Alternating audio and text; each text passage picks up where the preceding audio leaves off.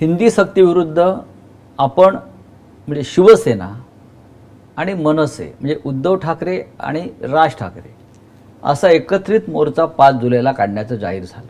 देशासाठी असेल म्हणजे संपूर्ण देशभरात त्याची चर्चा झाली की या सगळ्या 20 वर्षाच्या कालखंडानंतर उद्धव ठाकरे आणि राज ठाकरे मराठीच्या मुद्द्यावरती एकत्र आले आणि एक महाराष्ट्रामध्ये प्रॉब्लेम कोणाला आहे? प्रॉब्लेम कोणालाच नाहीये, पण काही लोकांना असू शकतो. मग त्यांचा प्रॉब्लेम ते बघतील, आपण का विचार करायचा? आणि एक मराठी अस्मितेची लाट निर्माण झाली आणि त्या लाटेनं उद्धव आणि राज यांना 20 वर्षानंतर एकत्र आणण्यात आलं. बघा, आम्ही आमच्या एकत्र येण्यामुळे मराठी माणसाला असेल, इतर भाषिकांना सुद्धा, आणि मी स्पष्ट सांगतो अगदी मुसलमानांना सुद्धा त्यांनी जाहीरपणाने पण बोलत, आणि इतर भाषिक सुद्धा, हिंदी वगैरे गुजराती सुद्धा, अच्छा किया आपने. तो जो त्यांना झालेला मी आनंद बघतो. कोणाचा पोटशूळ उठला असेल तर तो पोटशूळ त्याच्याकडे मी दुर्लक्ष करतो. यात पोटशूळ उठावा असं काय आहे? पण उठलाय. पण मला नाही माहित, ज्यांचं उठलं त्यांना विचारा. आणि मी आनंदाकडे बघतोय, पॉझिटिव्ह बाजू बघतोय. सरकारला माघार घ्यावी लागली आपण एकत्र आल्यामुळे. हो, नक्कीच. आणि त्यानंतर त्या मोर्चाचं रूपांतर एका विराट अशा विजय मेळाव्यात झालं. हा विजय मेळावा फक्त वरळीत झाला नाही तर संपूर्ण महाराष्ट्रात झाला. या रोमांचक संपूर्ण देशभरात झाला. आणि म्हणून मी म्हणतो ना की तुम्ही जो मगाशी सांगितलं की याच्यामुळे महाराष्ट्र किंवा मराठी विरुद्ध इतर राज्य असं अजिबात नाही झालेलं. इतर भाषिकांनी सुद्धा आम्हाला जे काही मोजके असतील त्यांनी जे काही मेसेज पाठवले किंवा निरोप पाठवले त्याच्यामध्ये त्यांनाही आनंद झाला. बहुत अच्छा किया आपने. मग ह्याच्यात मुंबईतले अमराठी पण आहेत, त्यांनी सुद्धा सांगितलं की नाही असं लढलंच पाहिजे. त्या मंचावरती राज ठाकरे असं म्हणाले की बाळासाहेबांचे जे स्वप्न होते ते साकार होईल. तुम्ही असं वारंवार म्हणालात की लोकांच्या मनात जे आहे ते आम्ही साकार करू किंवा होईल. याचा अर्थ महाराष्ट्रानं काय घ्यायचा? ह्याचा अर्थ त्यांच्या मनात जे आहे ते आम्ही साकार करू, हाच त्याचा अर्थ. होय. मराठी माणसानं मराठीच्या मुद्द्यावरती एकत्र येणं हे ठीक आहे, हे होणार आलं पाहिजे. कारण शेवटी नाही तर मग आम्ही कोणासाठी लढतोय? पण लोकांचा रेटा आहे की राजकीय दृष्ट्या एकत्र यावं. ठीक आहे, आता 20 वर्षांनी एकत्र आलोय. प्रत्येक ठिकाणी राजकारण आणलंच पाहिजे असा भाग नाही. पण मी जे म्हटलं की मराठी भाषेसाठी, महाराष्ट्र धर्मासाठी आणि महाराष्ट्रासाठी जे जे करण्याची आवश्यकता आहे ते करण्याची माझी तयारी आहे. या संदर्भात तुमची राज ठाकरे यांच्याशी चर्चा झाली? होईल. पहिला आता 20 वर्षांनी एकत्र तर आलोय. मी तर म्हणेन हे नसे थोडके किंवा हे खूप मोठे आहे. नक्कीच. आणि म्हणून माझं त्या दिवशीच्या भाषणात मी काय म्हटलं, आज आमच्या भाषणापेक्षा एकत्र दिसण्याला महत्वाचं आहे. मुंबईसह 27 महानगरपालिकांच्या निवडणुका होत आहेत. अजूनही लोकांना खात्री वाटत नाही की निवडणुका होतील की नाही, कारण 3.5 वर्षापेक्षा जास्त काळ हे या महानगरपालिका प्रशासन चालवते. आणि मुंबई महानगरपालिका जी या राज्याची राजधानी आहे तिथे सुद्धा प्रशासकाचं राज्य आहे आणि ओरबाडली गेले मुंबई, आणि तिथे प्रचंड लूट सुरू आहे वेगवेगळ्या माध्यमातून. या निवडणुका जेव्हा होतील मुंबईच्या, पुण्याच्या, ठाण्याच्या, आपण त्या कशा प्रकारे लढणार आहात? नाही, कशा प्रकारे म्हणण्यापेक्षा जिंकायच्या उद्देशानेच निवडणूक लढावी लागते आणि तशीच आम्ही लढू. यात महाविकास आघाडी आहे? आता हा ज्याचा त्याचा प्रश्न आहे. कारण मध्यंतरी म्हणजे काँग्रेसशी बोलणं झालं, त्यांचं म्हणणं आहे की कदाचित ते त्यांच्या स्थानिक पातळीवरती सोडतील. ठीक आहे, तसं असेल तर तसं करू.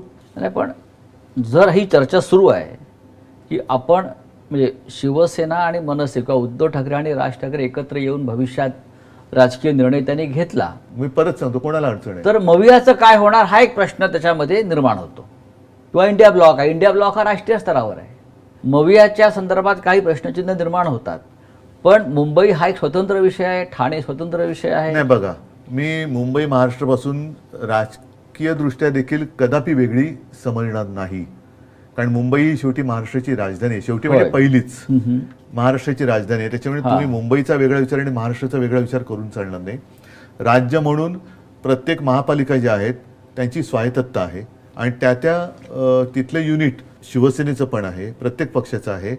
त्यांना जो योग्य वाटत असेल राजकीय दृष्ट्या तो तसं करायचं असेल तर तसं करू. लढायचं तर नक्कीच आहे, लढणार तर नक्कीच आहोत. आणि महाराष्ट्र, मराठी, महाराष्ट्र धर्म आणि त्याच्यात परत सांगतो ह्याचा अर्थ कोणत्या राज्याचा किंवा भाषेचा द्वेष हा नाही. आता मुंबईमध्ये सुद्धा अनेक भाषिक राहतात. मी मुख्यमंत्री असताना मी काय कोरोनामध्ये त्यांना वेगळं वागवलं होतं? नाही. मी हिंदुत्ववादी आहेच, पण म्हणून मी काय मुसलमानांना वेगळं वागवलं होतं, सावत्र वागणूक दिली होती? तर मुंबई महापालिका म्हणून जेव्हा आम्ही कारभार केला तेव्हा पाणीसुद्धा आम्ही सगळ्यांच्या घरात दिलं. प्रदीर्घ काळ मुंबई महानगरपालिका ही शिवसेनेच्या ताब्यात आहे किंवा शिवसेनेचा किंवा मराठी माणसाचा भगवा झेंडा त्या महापालिकेवर फडकलेला आहे. तो तसाच फडकणार, परत एकदा आणि फडकणार. आता ज्या प्रकारची कोंडी केली जाते आहे किंवा ज्या प्रकारचं राजकारण केलं जात आहे केविलवाणा प्रयत्न की आहे. मराठी माणसाच्या हातामध्ये मुंबई राहू नये, हा त्यांचा केविलवाणा प्रयत्न आहे. आणि म्हणून ते हे मध्ये मध्ये ज्यांना काही किंमत नाही आहे अशा लोकांकडनं आम्हाला म्हणजे मराठी माणसाला आणि इतर भाषिकांना पेटवण्यासाठी आव्हानाची भाषा करतात, ज्याचा काही काडीचा काही फरकच पडत नाही. आणि इथले जे मराठी आणि अमराठी भाषिक आहेत ते सगळे गुण्यागोविंदांना आणतात. अगदी रक्तदान शिबिर जरी शिवसेना करते तर ते रक्त आम्ही काय कोणत्या भाषिकाला द्यायचं म्हणून देत नाही, ते रुग्णाला जातं. जसं मी म्हटलं की कोरोनामध्ये सगळ्या देशाने, सुप्रीम कोर्टाने, अगदी न्यूयॉर्कमध्ये वगैरे सुद्धा आपल्या राज्याच्या कामाचं कौतुक झालं. ती कुठे मी भाषिकवाद केला होता, कुठे मी धार्मिकवाद केला होता? त्याच्यामुळे इकडे जे सगळे गुण्यागोविंदाने नांदतायत ते बघवत नाही, कारण ते जोपर्यंत एकत्र आहेत तोपर्यंत आपलं तिकडे काही चालणार नाही. म्हणून आता हा अत्यंत घृणास्पद वाद लावण्याचा केविलवाणा प्रयत्न चालू आहे. मी तुम्हाला एक थेट प्रश्न विचारतो की या सगळ्या घडामोडीमध्ये मुंबईच्या मराठी माणसाच्या लढ्याच्या संदर्भात आणि येणाऱ्या महापालिकेसंदर्भात सुद्धा राज ठाकरे यांच्याशी तुमची थेट चर्चा होणार आहे का? पण माझं तेच म्हणणं आहे की थेट चर्चा केली हा, काय अडचण काय कोणाला? काहीच अडचण नाही. हा प्रश्न विचारला जातो. हो, पण मी आत्ता फोन उचलून त्याला फोन करू शकतो, तो मला करू शकतो, आम्ही आत्ता भेटू शकतो. काय अडचण काय? अडचण काय? म्हणजे बाकीची लोक एकमेकाला चोरून मारून भेटतात, आम्ही चोरून मारून भेटणाऱ्यातले नाही आहेत.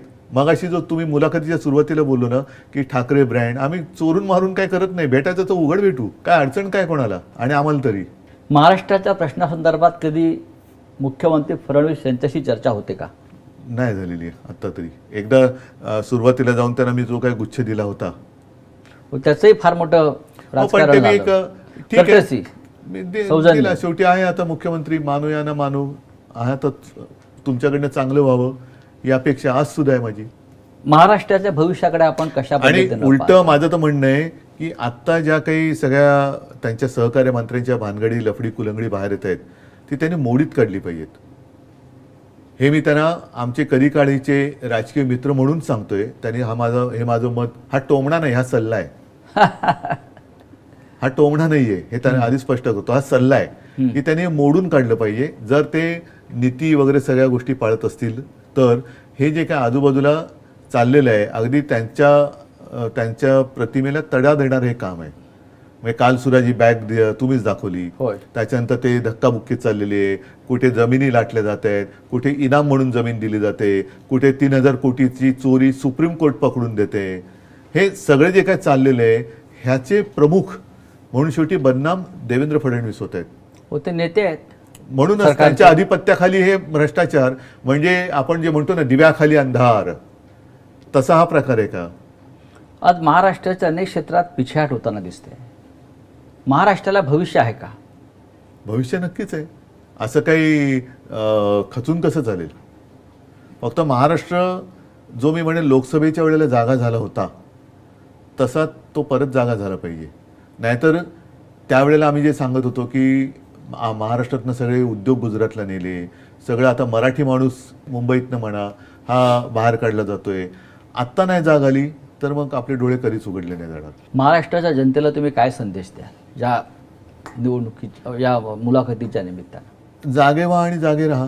आणि आपल्यावरती एकतर कोणावरती अन्याय करू नका, पण कोणी अन्याय केला तर सहन करू नका. हे जे शिवसेना प्रमुखांनी सांगितलं तेच सांगेन.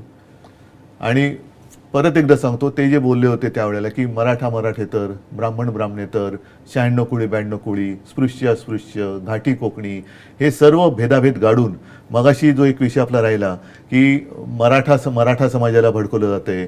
मग मराठा म्हणजे ही जी भाजपची नीती आहे की राज्यातल्या सगळ्यात मोठ्या समाजाला आधी भडकवायचं, मग तो पेटला की त्याच्या विरुद्ध त्या समाजाच्या व्यतिरिक्त जे समाज आहेत त्यांना चिथवायचं. जसं त्यांनी गुजरातमध्ये केलं, पटेलांना भडकवलं, आणि पटेले तर एकवटून सत्ता जिंकली. हरियाणामध्ये जाट त्या समाजाला भडकवलं. म्हणजे असं चित्र झालं, भाजप आता गेलीच, कारण जाट आता पेटलाय. जाट बिचारे तिरीमिरीने उभे राहिले, पण त्यांनी जाटांच्या विरोधात जाटांची भीती दाखवून इतर समाजाला एकवटवलं.